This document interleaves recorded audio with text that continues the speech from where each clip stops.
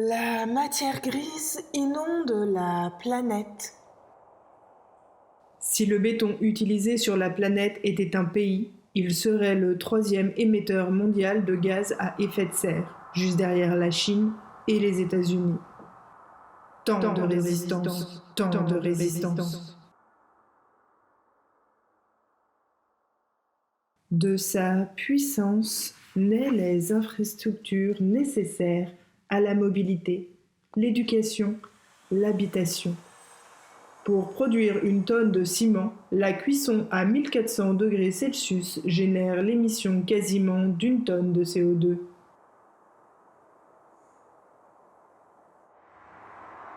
Tant de résistance, tant de résistance.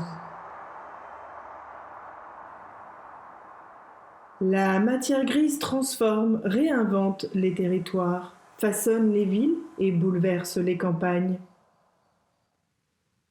Le béton est le matériau artificiel le plus utilisé dans le monde. Le secteur en produit annuellement 14 milliards de mètres cubes. Tant de résistance, tant de résistance.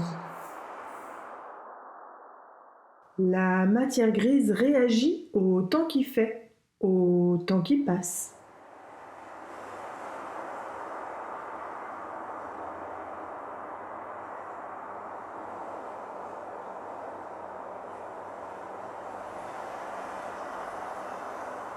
La production de ciment, l'ingrédient clé du béton, est responsable d'environ 7% des émissions mondiales de CO2.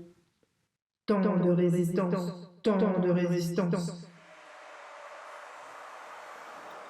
La matière grise est sensible aux éléments. Elle ne peut vivre qu'en accord avec la nature.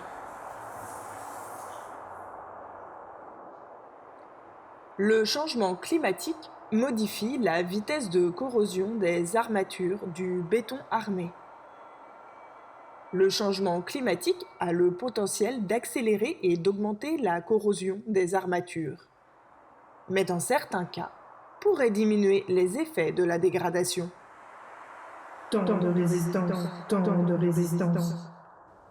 La matière grise a toujours besoin de chercheurs à la quête de nouveaux ingrédients plus propres et plus durables. L'industrie mondiale du béton a annoncé son intention de parvenir à la neutralité carbone en 2050.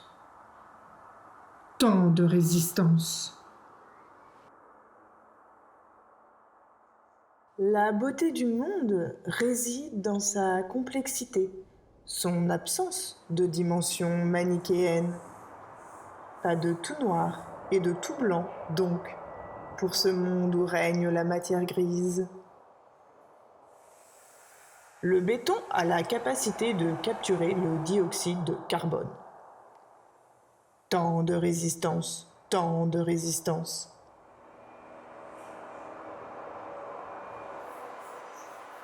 Des réflexions, des solutions, des opérations, des collaborations sont indispensables pour vaincre tant de résistance en ces temps de résistance.